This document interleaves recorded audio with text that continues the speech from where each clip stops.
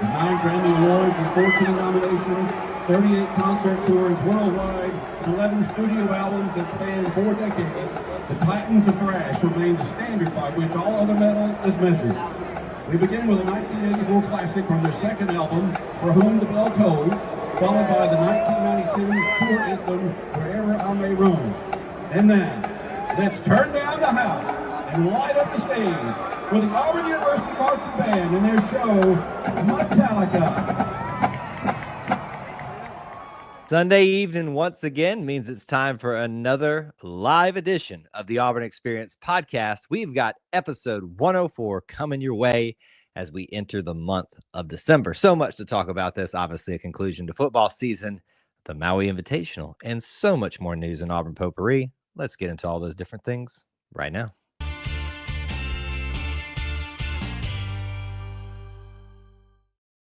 David Housel described it best. We are living the whole of the Auburn experience. You can quantify it, you can qualify it through a variety of methods of time, people, places, things, and experiences. But at its heart and at its core, it is all about Auburn sports, Auburn culture, and of course, the Auburn family.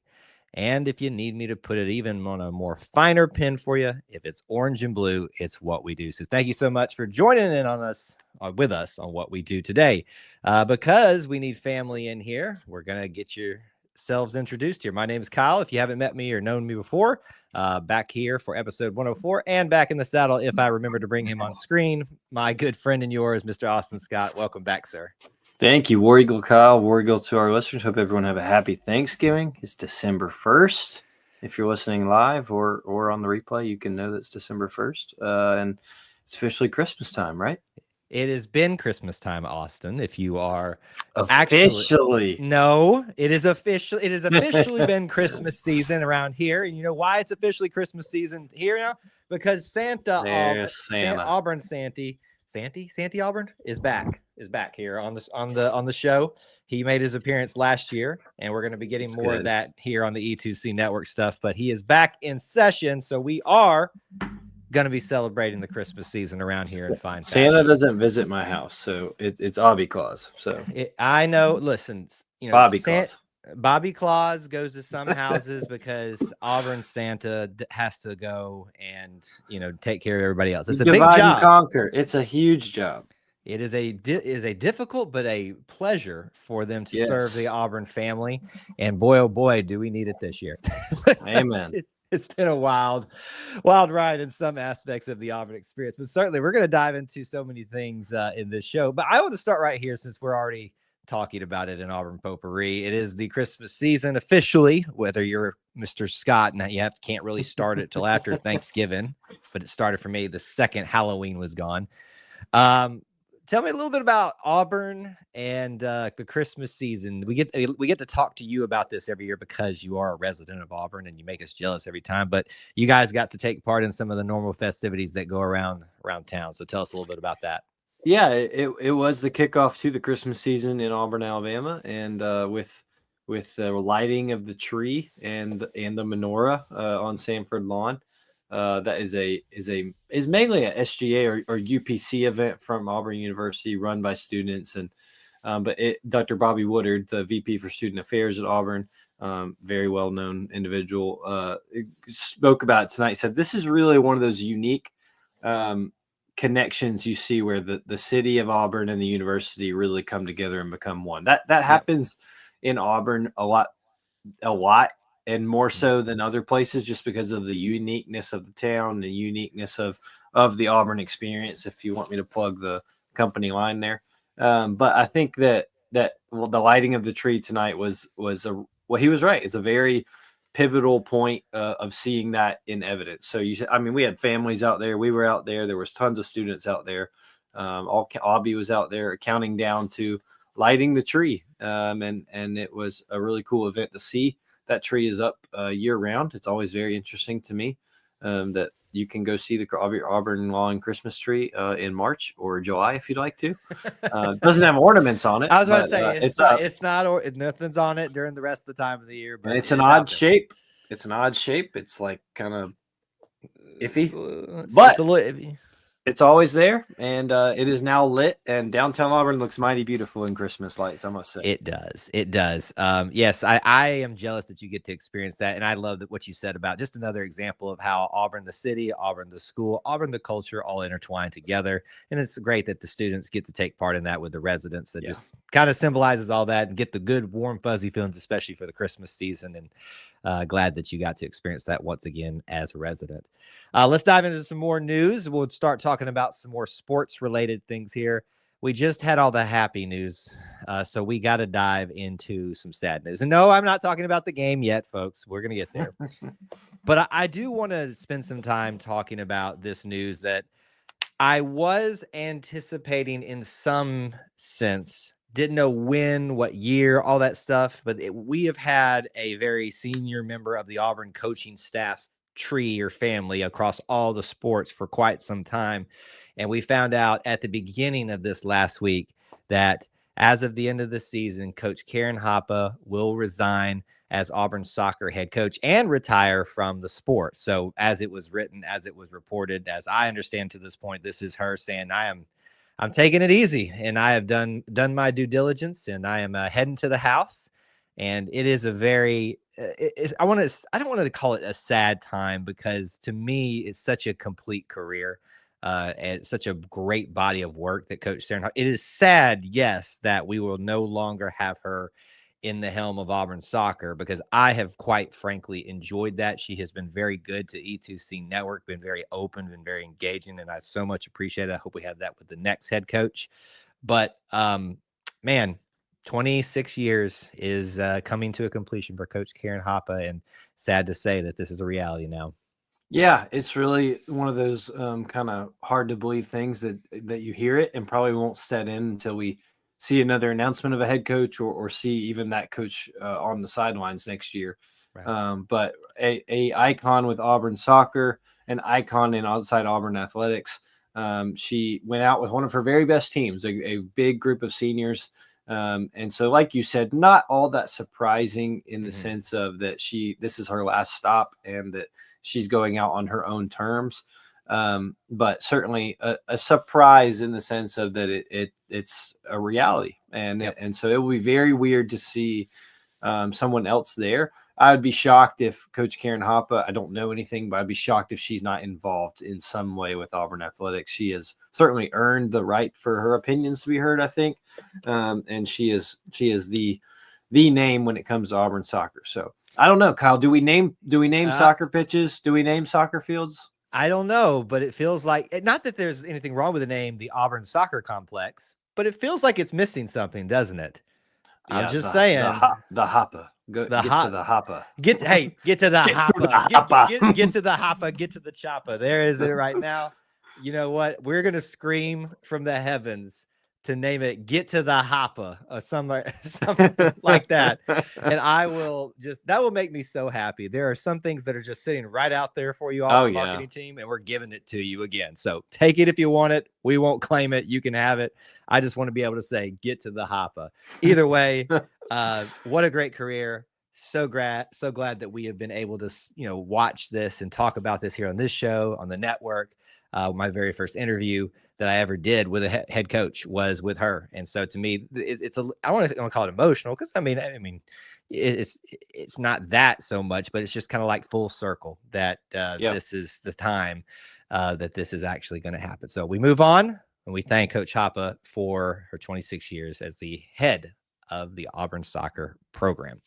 Let's keep the somber news going and the exits news going. It is transfer portal season after all. Yes, we will talk about the game here in just a little bit on the show, but with the ending of Auburn football season, it is transfer portal time. And so some news has started breaking today, this Sunday, December 1st, that we are recording of some people entering that portal. One of those being at the quarterback position. I don't think a really big shock.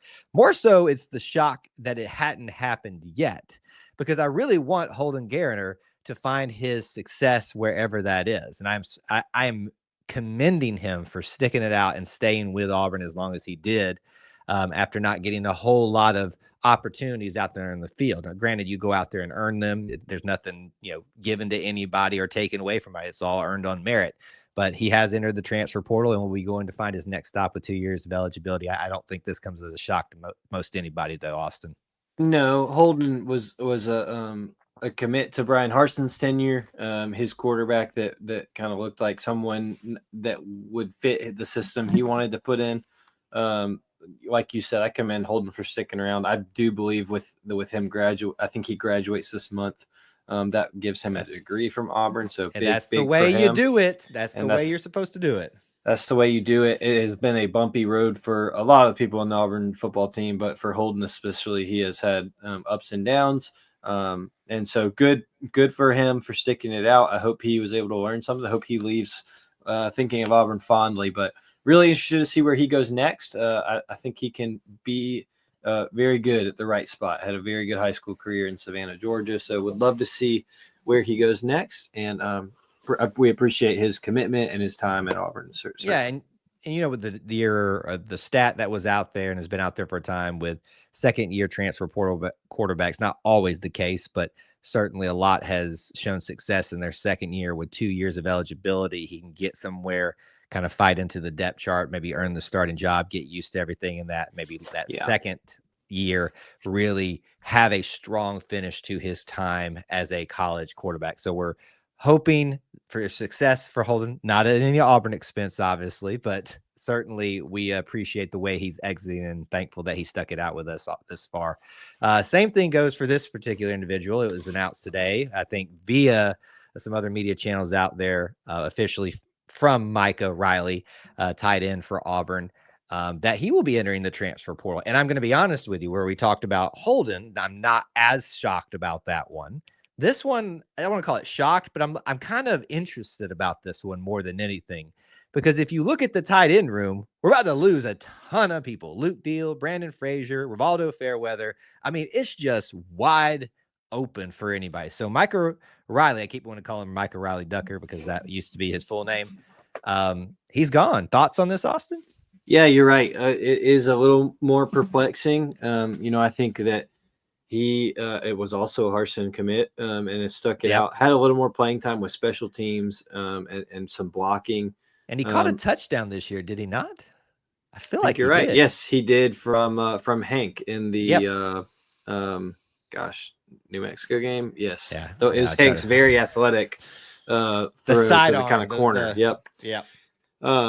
So yeah, just really, really interesting for him. But I think that's probably my guess is just a scheme difference in what Auburn's maybe looking for as a tight end. Him and Fairweather don't look quite the same as a person, or as an athlete. So we'll see what goes there. But I like that Micah, like you said, he addressed it himself and said, "Forever an Auburn man." That's all we want to see when folks leave this place, whether they're leaving earlier than we'd like them to or not. So appreciate his time. Hope he was able to find a love for Auburn, and I think Auburn fans certainly loved him back. Yeah, and as you pointed out, it's kind of some of the final ones where we're talking about Holden or Micah, the Brian Harsin area. So not a big shock when some of those start to kind of move off after it becomes more entrenched in the new regime, the new scheme, all that kind of stuff. So obviously we wish the best for Michael Riley and hope that he finds the success that he is looking for. That portal does open December 9th as well. So these are just plans to enter. Sure. Which you'll see. I'm not getting at Kyle or me or myself. You'll see thousands of people say they plan to enter the portal from now until December 9th and then well after. So we'll see. But until they are in the portal, it is not official. So this is why you're here, for the boilerplate stuff, the stuff that needs to be said that Kyle doesn't get in trouble. Yes, these are reports, and certainly obviously be careful. These are the only things that have been confirmed through official sources, meaning them making statements, or official sources out there that have credibility. So there's going to see all kinds of reports, all kinds of rumors. Saddle up, folks. It's transfer portal season. So just as a final quick note, I'll just kind of run us through that. If you haven't looked, the softball schedule is up and available for you now. And I should recommend that you all do that, because we are entering the first year under Coach Valvo I was going to say 2.0, but it's just part. What am I looking for? I have no idea what you're trying to say, but times two? Yeah, we'll say times two. Coaches Malvo. Coaches Malvo. Coach Malvo's plural.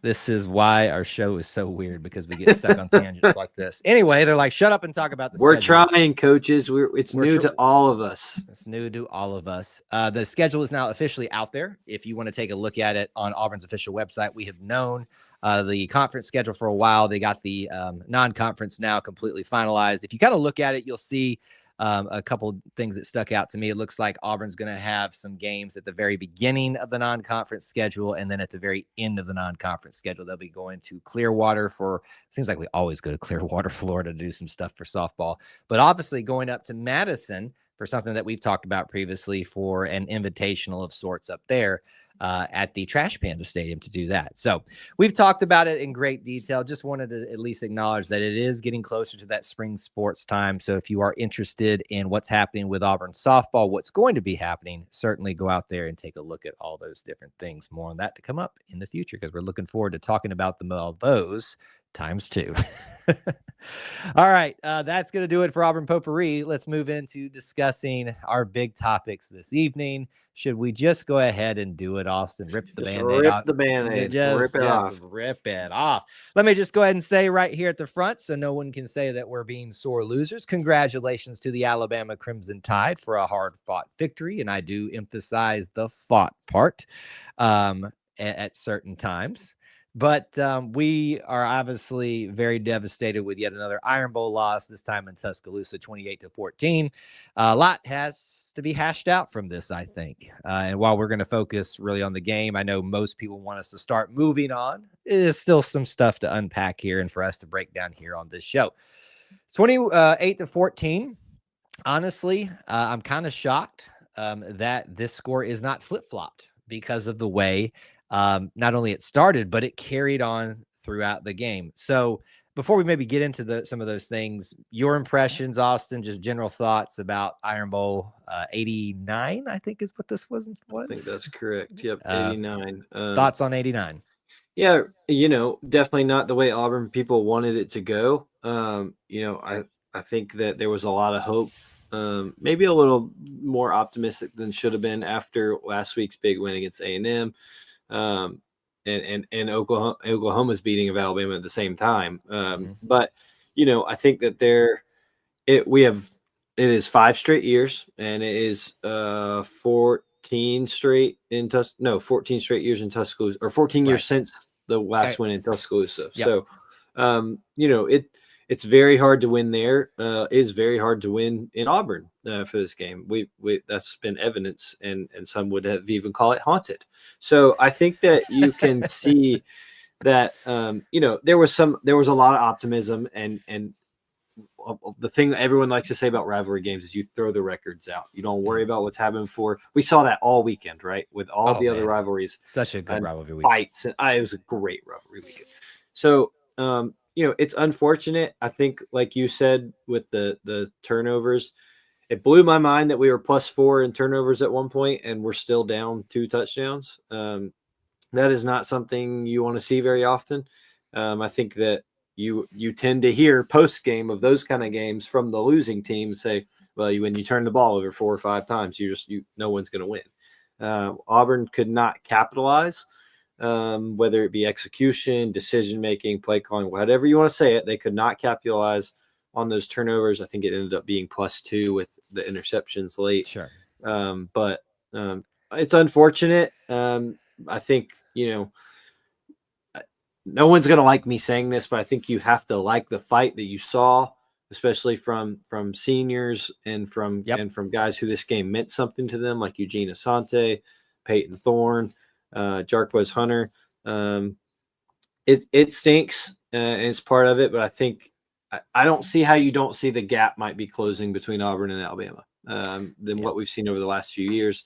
So, that's not getting into the nitty gritty of the game. Kyle, I'll let you kind of get to that. But yeah, I like what you said there. I think that's a great way to summarize what this game means. Certainly each game you throw out the record, right? Just to use the old phrase, but you can certainly take a wider view of the programs, the trajectories and stuff. And if you can't rationally as an Auburn or Alabama fan, or even an outsider, and see that the gap is closing, you're just not a reasonable person. This is a game that Auburn, frankly, should have won. This is an Alabama team that is not as good as we thought they were. You know, the old thing from the NFL coach, they are who we thought they were. They are not who we thought they were. You thought all of that. It just goes to show you can leave somebody a bunch of talent, and that doesn't mean that it's all going to come together. And granted, it's first-year head coach for Kalen DeBoer. Things got to take time, folks. Trust me, it takes time. we're living it right now. But I like what you said there, that the gap is closing. I do want to, the turnovers thing is very interesting to me. And I like what you said about if we are the losing team with that, stat 4-2, that's the reason you lost the game. It's not many times that you can say we won the game because we turned the ball over more. I don't know if there's a more encapsulating phrase or stat line or how narrative for Auburn season than that. Opportunities that were missed opportunities. And Auburn is missed opportunities away from being not only a bowl eligible team, not only an Iron Bowl winner, but potentially in the conversation for the college football playoff. Absolutely. Because the two games that probably had the widest margin of victory, or at least throughout the game, were the Iron Bowl and Georgia. And frankly, the Iron Bowl was a lot closer than it seems at times. And you could probably make a case at certain points of the Georgia game leading that into like the third quarter for that too. So it's just missed opportunities. Talking about the Iron Bowl, talking about the season, you can't turn the ball over that much and think that you're a really good football team. So if you're any Alabama fans, which there are, out there trying to go beat their chest about this one, you beat your chest right away, because trust me, you ain't looking good by doing it, because that was not a good Alabama football team that walked. Very talented athletes, talented individuals, but not a good or disciplined football team. Let's use that as a little segue. How'd you feel about the chippiness out there? Look, we talked about rivalry weekend on the whole sport part. There's chippiness, and I think there's chippiness that should be in rivalry games. Yep. I think that, we'll get to Coach Pearl and Maui, but he talked about, how student athletes still like to play for their university. And in this day and age when it can be so personalized about NIL and what I can get and who I am and not above the team, or at least that's a narrative around NCAA student athletes these days, to see a bunch of teams all over, a bunch of players all over the country take pride in their team and want to, whether they won or lost, want to defend their team well, I think is incredible. I think that should be a part of rivalry weekends. However, it cannot get insanely dirty and cheap shots and stupid stuff. There's chippiness. That's what makes these rivalry games the best. That's what makes the Iron Bowl the best. We live it every day. The chippiness doesn't go away. But I think when that translates on the field, it has to be a short memory of things. Like, there's no reason anybody should be trying to hurt anybody. There's no reason anything should really get past the white lines of the field. Whatever happened over there between Keandre Lambert-Smith and Devontae Smith of Alabama was blocking, and it was to the end of the whistle. And then some hothead came over and made it worse who has been a hothead all year for that team. It made it worse by getting involved with cheerleaders. And so I think that when you take that part of it and it what's the word? It overflows into people who aren't involved in that moment in the game. Yeah, I have an issue with it. But chippiness is part of rivalry games, right? Like that shows me that you are passionate about your team and your school. So I'm okay with it as long as we keep it within the confines. No one should be pepper sprayed. Let's just say that I still can't believe that. Yeah, it was a very interesting week of rivalry games, and I think it made it more exciting. But yes, can I make a point to you? And this is going outside the Iron Bowl context. I think just keeping things, yes, I'm speaking about this week, but in trying to extrapolate a little bit. If anybody wanted to scream that the playoffs was going to ruin college football, amen. You just got proven wrong.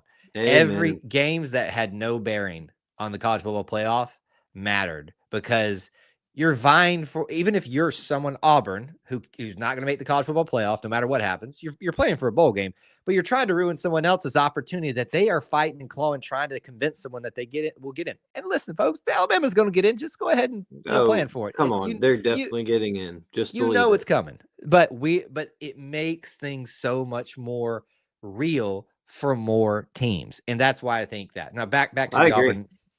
Thanks. And now back to the Auburn Alabama side of things. Certainly on both sides, there are opportunities for growth and for not being a better representation of yourself, of a university and stuff like that.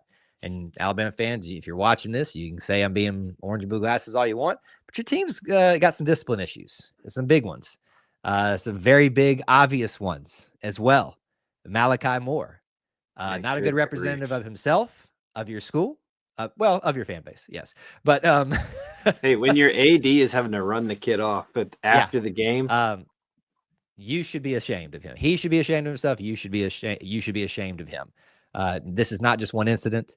I can count the 4 in the game previous in the year where he pitched a childish fit, and it goes beyond him. But certainly, I think you see the standards, the discipline, all that stuff starting to slip away from the Alabama faithful, the Alabama leadership, and the character always gets revealed during hardship. Whereas the character of the collective, not of the individuals, obviously, there are always bad seeds for the team of Auburn, as you kind of so well put starting out our discussion, was revealed in the no quit, the valuing of this game, of this season. Not has so many Auburn fans have tried to say, well, what does it matter? Just go ahead and throw a quarterback out there for the future. It matters. Every single game matters. And they proved it out there. So I am so proud of every one of these guys on this team. I'm proud of the staff. I'm proud of those leaders out there that you named. I'm proud of Jarquez. I'm proud of Peyton Thorne for all that he was given this year and not given in terms of support, and went out there and put his body on the line and everything else that you could. He did everything that he gave everything. How about that? Was it successful all the time? No. Is he going to go down as one of the greatest Auburn quarterbacks of all time? No. He's probably not going to be in anybody's top 20 list, not top 30 list. But certainly, I'm not going to question his heart, his desire, and his love for the game, frankly, but how he continue to be out there in adversity. And I'll say that about Eugene. I'll say that about Keldrick, the young guys, all that kind of stuff. Last thing I want to discuss, and this is the probably point of interest from this game, we always point to a moment, don't we, in these games where you just go, oh gosh, yeah. You know what I'm about to say, right? Mm-hmm. A trick play. And trick plays, in and of themselves, if they work, you're a genius. If they don't, you're an idiot. So today we're talking about where you look like you're an idiot. And look, we love Coach Freeze and not calling him an idiot, but that's just the nature of trick plays right here. That decision to throw that to have Jarquez throw that. It was a decision. It was a decision. And folks, for those of you that say, oh, he needs to take ownership of that. He did, folks. You just don't want to hear it. He literally said, we should have coached Jarquez better in that situation to not throw that ball. He should have thrown it that way. Of course, then they'll say, well, now he's just blaming players, so he can't win no matter what. That trick play, man. What do you say about that? Like, I mean, for me, more than anything, it's not so much of it being on Jarquez, it being on Peyton, it being like, it's just the timing. I think it was right after a turnover, or pretty soon after a turnover. Marching down the field. You've got momentum. Peyton's played well enough. I don't think that was the right time to put that in. I think there's certainly an opportunity to have that in and remind Jarquez of those things right before it. And maybe they did. I'm not privy to those conversations. Probably wouldn't have understood them if I was. But I think that, it just wasn't, it was bad timing and really sucked it out of any momentum Auburn had to go in. I think that was 28-14 at that time. So it would have made a 1-score game if you capitalize on that. Like you said, we are supporters of Coach Freeze. I still think he is what's right for Auburn in this moment and at this program. I think he can take Auburn to good heights. I think that with all that said, it's still okay for me to say the decision making from when to kick it, when not to kick it, the trick play, certain things throughout the game just make you scratch your head a little bit. But you live and you learn, and it's part of it. I think that, like we said, this game mattered because it always matters. But Auburn was also playing with house money in the sense of that they want to come in there and just mess it up, which they've known to do before. They've been known to do before. So, but the decision making of kicking and not kicking and the trick play is certainly valid and certainly one of those things that you can question. And it's okay to do that. It is, and it's the way you do it, not the act of Absolutely. question that I think people miss in that discussion sometimes. Just one more thing about that, that decision. Would you say a phrase very familiar to a certain fan base? Wrong place, wrong time. For that trick play. I think it's appropriate. They might understand wrong place, as we wrong usher time. into basketball season. As we usher into the basketball season. But all that to be said, the Tide is victorious once again, 5 in a row. So certainly they're trying to throw some things back our way. Nice to know that you can't create your own original content and come up with better comebacks than that. But hey, there's always next year. And as we've been saying a lot this year, and I granted it's been a lot, get us while we're down. Because in a minute, you won't be able to. It's going to be a fun off season. Fun off season. And we got you in Jordan Hare. And we know how easy that's been for y'all the last couple of years. So we'll be looking forward to round 90 in Jordan Hare Stadium. All right, let's talk about basketball season. Football season is complete. We'll certainly talk about other aspects of football down the line. Basketball is the focus from this point forward, women's and men, but we're going to be talking about a men's topic today. I have been screaming from the heavens, Austin, how much I love college basketball, not preseason, but early season college basketball. It's a precursor to March Madness, in my opinion, and there is no more apropos example of that, in my opinion, these days than the Maui Invitational. The best college basketball teams, at least perception-wise, whether that be in name recognition, where they're going to in trajectory, tend to come here. And when I say that's not every single team, Kansas wasn't here, for example, but a lot of them are. Auburn was a part of that. Iowa State, Colorado, Dayton, North Carolina. So many names that are going to be very recognizable in the Maui Invitational.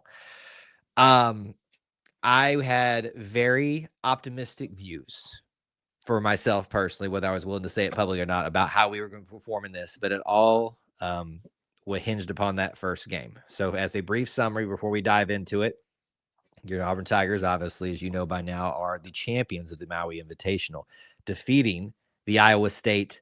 I almost said Hawkeyes, Iowa I almost State. did too. I literally was thinking in my head, Hawkeyes. They're probably screaming right now. The Cyclones by the score of 83-81. The North Carolina Tar Heels cannot beat Bruce Pearl, apparently, as an Auburn head coach, 85-72. And then Memphis for the championship, 90-76. For the very first time, your Tigers are champions of the Maui Invitational, the best of the early season tournaments in college basketball every year. How excited were you? What's your thoughts? Are you just over the moon right now? Can I not even bring you back down to reality, Austin, about this team? Well, I would be a lot more excited if you'd approved my PTO and expense report to go to Maui, but Kyle did not. That's why we weren't there, is because Kyle did not allow me to go on the company card. So you could go on the company card. You might have to be dropped off. I won't get very far. I was about to say, you might get like 20 miles out over the Pacific, leaving LA, and then they're like, that's it. Sorry, you're swimming the rest of the way. Kick him out. No, the tournament itself, we'll start there because you set it up so well. It's one I've always wanted to go to. I think it's just the fact that you're packing elite college basketball into a 2,400 person gym in literally a civic center in Maui is so awesome. It's just there is not an atmosphere like it, and especially when we play these dumb championships in NFL stadiums that don't make any sense. To have these games this early where people can go and it just blows the roof off is so awesome. And then for Auburn to be a part of it, it was the second time in Bruce's tenure. I think Auburn's been to Maui. First one was with the Jared Harper dunk. That's all anyone remembers from it, really. But I just loved it. I loved it. I know it was a pain for a lot of people, but the late night tips I think are so fun. You just build it up all day. You stay up. You're just with Auburn Twitter basically because they're the only other people up watching it, and it's just super fun. The atmosphere, and then when you play like as well as Auburn did, Janai Broom, obviously the MVP of the tournament. Janai Broom has established himself as an early season front runner to be the Naismith winner, the National Player of the Year winner, everything. He is the country is taking notice of Janai Broom. The country is taking notice of Auburn basketball.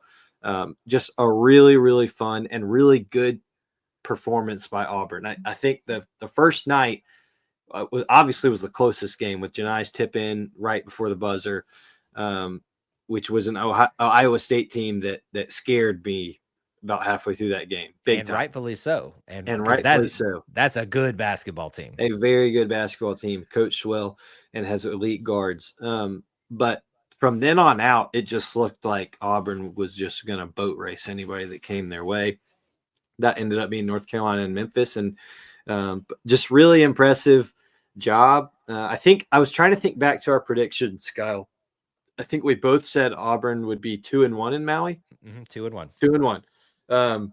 So, going into the championship game, we're still both looking good, whether we win or lose. Right. But our predictions have been kind of off so far in the offseason, and we're happy about that. What are you doing? Don't find some wood. No, we're right happy now. about that. But just an incredible performance. I love that Auburn basketball is the talk of the country because of their resume, because of what they've been doing. And they deserve it. And tomorrow morning, if you're listening live, we better be ranked number 1. There we go. Now you'll get people fired up. I got to give a shout out to my sister-in-law who is a graduate of Auburn and is an Auburn fan until it comes to Kansas basketball. I spent the entire weekend just throwing, shot after shot at her and said, yeah, it's going to be nice when I wake up on Monday or whatever day it is and looking at number 1 basketball team. I wonder what that feels like, I mean, nobody else can say that. It's just, it's like burns her to the core. Zingers, that the fact that we're coming for that. And she tried to debate me and I said, do you have 2 top 5 wins this season? Oh, that I didn't think so. So does that make you better than us? No, not on paper. Anyway, the resume cannot touch anyone else's right now. Cannot deny the resume, my friends. That is the only thing we have to go on right now is the results, and the results say Auburn is the number 1 team. And if that is not the case, I'm calling shenanigans and tomfoolery, and you're getting. Oh, there's going to be some voter that votes us like 18th or something. You know who it is? It's going to be Joseph Goodman. That's who it's going to be. It's going to be Goodman. I said it. Don't bring his name up. I said it. I just said it. It's fine. It's going to be him because that's all he does is just, stir stuff up. And here I am giving his airtime again. I cannot. Anyway, wow, what a performance. I think that Iowa State game, I don't know. Gosh. It was great to start that way, but everything else was not a disappointment. It was just kind of like a slow, progression down. Agreed. Yeah. And I don't know how you recreate that. I think we all kind of hoped in some regard that North Carolina was going to give a little bit more of a fight, and they did at times. But the Memphis one, I think we kind of all looked at that and said, that's a good coach. That's a program with some notoriety to it. So we can't really, walk into that expecting to win. But you overcame the toughest draw to start the tournament. Yes. What else are you supposed to expect from that point but a championship? Oh, absolutely. And I think what's being a little bit overlooked is how well Auburn's defense did against the premier guys on these teams. Tyrese Hunter for Memphis had been lighting it up on everybody they'd played so far. And we're looking up somewhere after halftime, he hadn't scored. Their other guard was doing well, but if you silence one, then you're going to be doing all right. And so I think and Bruce Pearl credits them all the time. It's not anything I'm doing that he's not already doing, but the staff of Chad Pruitt and Stephen Pearl and Mike Burgomaster, and I'm sure plenty behind the scenes that help. Corey Williams, all the guys. They have it figured out. That is a full on elite staff that can dissect and prep this team better than anyone else. And on quick notice, like we're playing every day for 3 days. And sometimes, like what the North Carolina championship game was like 12 hours, maybe, Yep. or Yep. you know, probably more than that. But Yep. just impressive job by the staff, impressive job by the players. There's so much veteran on this team that we keep seeing. I think it's going to help them out along the way, and they're going to go far because of it. I like what you pointed out about the back-to-back nature of the games. Of course, you don't have back-to-back in March Madness, but you have a day break in between the two, you know, the first 2 rounds, the second 2 rounds, all that stuff. But if you can be this successful defensively, especially after having the emotional rise and then potential letdown of that Iowa State game, and still have the energy to drive to do what they did against those good programs, that's a really good sign for Auburn basketball. There are so many other, like, you could give credit to this person. That Chad Baker-Mazara, I think, deserves a lot of credit for the way that he played through some injuries. I screamed from the heavens on our own official E2C Network. I saw. Please do not put Chad Baker in. I am so concerned about that knee, and I want him the rest of the year. But he had other ideas, and he just said, you know what, my knee doesn't matter. I'm giving it my all, and boy, did he show out in some stats. I think he was, like, pretty consistent, like, you know, 15, 14, 16, 18, you know, like whatever it was in the mid-teens. Should have been on the tournament team. Should have been on the tournament team. And I think kind of very reflective of the early season SEC, all SEC situation. Janai at the top, obviously, and then him just on the outside looking in on that third team. People need to start taking notice of Chad. I get this, you know, he's had some attitude issues in the past. He's acknowledged those. Bruce has acknowledged those. And there's been, I think, some growth there. Maybe a little bit too much growth at times, because I find him trying to keep other guys from getting into with other players. And I even saw Dylan one time. Dylan kind of got in somebody's face when there was a bit of a rough situation going on, and Chad comes over to him and starts, all right, man. And then Dylan goes, all right, baby, I got it. Just slaps him on the butt and says, like, I'm good. And you guys like, all right, look, you know, I know you've learned. Just let me do me for a second. But we can't get away without our discussion here of fully acknowledging one Janai Broome. Oh, is he the greatest? No, that's Michael Jordan. Sorry, I'm going to stir that debate up. Ooh. Is he the best Auburn basketball player in quite some time? And the more important question, is he the best player in college basketball this year so far? Yeah, yes, and yes. I think that, you know, Jabari and Walker are right up there. I think they're just different skill sets, right? Like Walker, just immensely tall, blocking shots left and right. That kind of got him noticed. He could score, but the blocking shots got missed. Jabari, all-around player, more of the athletic guard / forward combo type. But Janai has just a skill about him where he knows his body and he knows what to do with it. He knows he's not the tallest one out there. He's very tall, but he's not the tallest one out there. Right. He knows his footwork is important and his vision of the court is second to none. So he's filling up the stat sheet, and he is the veteran player Auburn needs. I think a lot of that feedback from pros over the last 2 years has helped him a lot. But he is coming to work and dominating each day for Auburn. And that is impressive, that the fact that is consistent and that he's been able to do it at a high level is incredible. So I am very looking forward to seeing him in the future tough matchups coming up very, very soon. Kyle also did not approve my expense report for that one. But I'm very looking forward to seeing Janai Broome play. There is no expense report for that because the expense can't exist. Because if that somehow expense comes across my desk, we don't exist anymore. Have you seen those ticket prices? That's ridiculous. Janai Broome is your MVP for the tournament. He is your MVP of this Auburn team thus far. And not that that's any shock to anybody. And folks, anybody out there that wants to make a case that thus far this season, anybody else has a better case for player of the year than Janai Broome. We're just talking about it within the context of what's played thus far. You are out of your mind. Janai Broome is the best player in college basketball to this point in the season, and I will stand on that and fight anybody that tries to say otherwise. Maui Invitational. I looked forward to it. It's done. Champs. I'm sad about it, but champs, baby. Auburn will forever be on that banner up there in that Civic Center in this so important, so iconic tournament of early non-conference play. And what a great another benchmark, another check mark in the legacy of one Coach Bruce Pearl as Auburn's basketball coach. That's going to do it for episode 104 of our podcast. Thanks for sticking around with us to talk about so many good and bad things, but that's all part of the Auburn experience.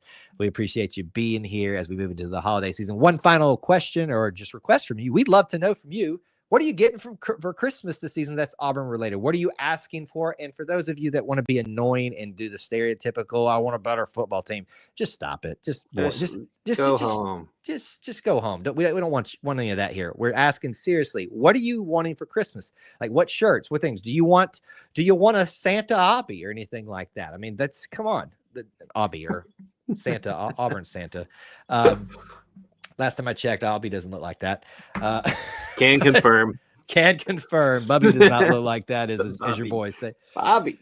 Let us know. We want to hear from you. What are you hoping to get this year for What do you want, Kyle? What do you want? What do I want? You know what I want? I want peace and happiness amongst the Auburn you said family. This last year. I get to say it. Nobody else gets to say it. I'm looking for some other Auburn sports T-shirts that I don't have yet. I've given my family that list. So we'll talk about that coming up a little bit more in future episodes. Keep up with me on X at Kyle Loomis 24. Where can they find you, sir? Yeah, on X at Austin G. Scott. And hope everyone had a happy Thanksgiving. And get ready, folks. It's Christmas time. It's Christmas time. It's basketball season. Still plenty to talk about in the Auburn experience. War Eagle. War Eagle. All right, folks, that's the show. Thanks for hanging out. I will move into our Q&A portion of the segment here, but I want to give Austin a chance before he heads out. Any final thoughts, questions, or things you want to address? I have nothing. I need to talk to you at some point this week just about something Auburn roots related. Nothing like I'm getting fired, folks. I've been thinking about. I'm getting fired. Yeah, you're the one getting fired. If I hadn't been fired, I'm the one that's going to be fired eventually. So when you don't see me here the rest of the week, you know the story now. Like this operation would continue to exist without Kyle Loomis. Somebody would do it. No, it's just Auburn roots question. Cool. All right. Thank you, sir, for hanging out with us. We'll see you next week. All right. See you, everybody. War Eagle. All right, folks, you're stuck with me for the next few minutes. Again, I do not have any cue cards for you, but let me give you the rundown of what to expect or what I think the schedule is going to look like. I hope. Let me stress this. I hope you guys will give me a little bit of patience, and thank you for your patience this week with a little less content, like on social media, holidays, and trying to wrap some things up. We're certainly moving into a time where I'm kind of adjusting my schedule outside of what we normally do during football, but you can definitely expect post-game shows for Auburn basketball. Still plenty of those out there. I think I'm only going to probably miss 2 all season for a vacation I have coming up at the end of January, early February. So be looking forward to all those. We got Auburn Duke this week. Be looking and many more coming up. That does mean that we're not going to have our Auburn Family Night show, it's looking like, because also on Wednesday, we are going to have a ton of content in the Auburn recruiting space. Early signing day or signing day, whatever it is now, is going to be here. So we're going to be talking all day about that on social media. We'll probably do a live stream once their press conference, I anticipate, is done to break down the signing class that had signed up to that point. And that'll be anticipated for this week. We're going to start kind of getting geared up with some other things, maybe some other content. We still got plenty of football things to discuss out there, but you are going to start seeing a more heavier emphasis on basketball as we move with a focus into that. But same will be the transition we head into spring. So I appreciate your patience, and I appreciate your sticking with us for talking about the Auburn experience. Of course, as always, make sure you're subscribing and following if you're not. All right. Questions, comments, anything that you'd like to discuss? We got done actually relatively good amount of time than we normally do. So let us, I can take a few questions and comments tonight. Unbeaten Lake says not releasing a Maui champion shirt is a massive letdown. I swear I saw some out there. Surely there are some out there. Now, if you're talking about me not releasing one, I don't know that I can get the exclusive rights to do that merch. But certainly it is, there's got to be something out there that you can get. Stan is trying to pander to us and say, he asked what we want this year. I want another blessed year and more E2C. Well, you're going to get that, sir, and more, but I hope you do have another blessed year. David says, what do you think our red zone problem was this year? I think, David, unfortunately, it's much more nuanced than one thing. It is a lack of having a kicker that was ready for the moment at times. And when I say ready, I don't mean there wasn't efforts to make that ready, but certainly some inconsistencies there, some that are unavoidable with the health issue for Alex McPherson. I think decision making by coaches and players at time was that. I think for turnovers was a big factor in that, especially early on in the season. You really cannot pinpoint what the one problem is. And people that act like there is one single problem, they just kind of reveal how ignorant they are in that. There is no one single problem to that. Auburn was a team that was not complete this year, and it showed. Sometimes you have a team that is not complete, and it takes a while, maybe not ever, for it to truly show how incomplete they were. This is one of those times where it's the opposite of fact. It came out and in droves. And I think that goes to the wild nature of what Coach Freeze has talked about a lot, that he's never had a year like this before where nothing seems to be going your way. And folks, he's not making excuses when he's saying, he's just saying, we're doing everything that we can, and it's just not landing that way. I think a great way Stan puts it here, it's a transition year. And I know that we've been talking about those a lot, but it's the reality, folks. Sometimes things aren't a quick fix because, folks, I'm going to say it, it didn't have to be this way. Anyway, I know that'll get some people stirred up about that. Anything else that you guys want to talk about? Want to discuss? Austin, that's a really long comment I saw early on. Look, we're going to be able to address it here. We had a lot of fine folks talking with us throughout the show, and thank you guys for being here. What if I could have one wish this year? What I want you to do is to convince one other friend, one other family member to come hang out with us either on a Wednesday night or a Sunday night, and try to get them to become a member of the little family within the Auburn family. Help us continue to grow what we're doing here. We obviously like the smallish nature of what we do here. That's why we call it the best little family within the Auburn family. But we do want to continue to grow because that does help us. It helps, just not to bore you guys, but the financial things, more views means, more ad revenue, all that stuff, more interest for sponsors, is just to kind of pull the curtain back. So if you could begin, for those of you that are regulars here, please continue to be an ambassador as you are, and help people find us and connect with us, and find out if they feel like this is a good fit for him. Unbeaten Lake says, if we win at Duke, it will change our basketball program forever. That is a big statement. First of all, the basketball program is forever changed. And I would not put a win over Duke over a win over Kansas, over North Carolina. That, to me, the moment that changed Auburn basketball forever was that run to the Final Four. And really, it's that second round.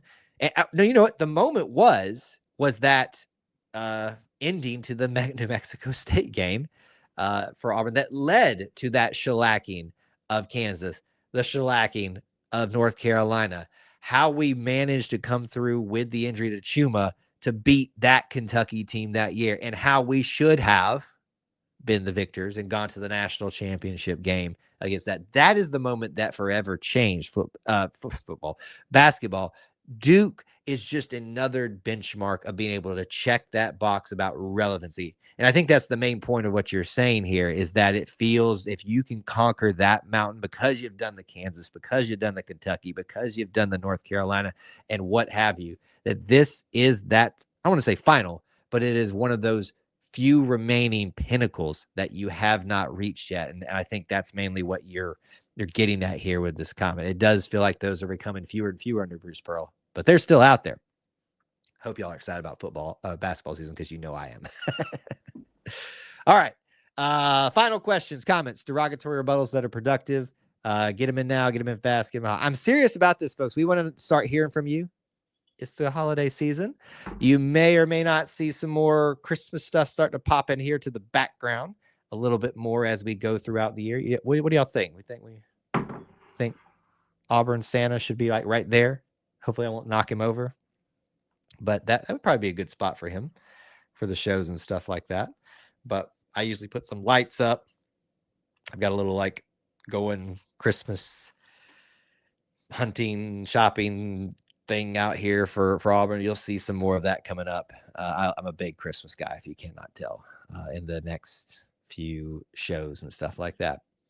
Thank you guys for hanging out with us, spending time with us, and being part of our little family within the Auburn family. I'm looking forward to some more content with you guys this week as we transition into another great, different, but winter basketball season, winter gymnastics season, winter swimming and diving, non-sports winter stuff season for Auburn and the Auburn Experience. You guys continue to be the best little family within the Auburn family. Until we talk to you again, War Eagle.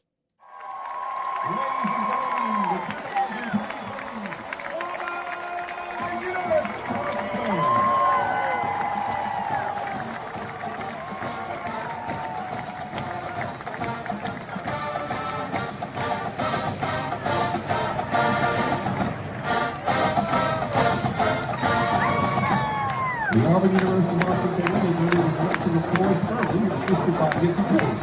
Director of bands is Rick Cool. Percussion is instructed by Aaron Locklear. Graduate assistants are Chris Schumel, Colin Carrington, Lynn Washington, and Sebastian Lozano. Auxiliaries are coordinated by Ashley Evans and instructed by Trisha Skelton, Amy Neal,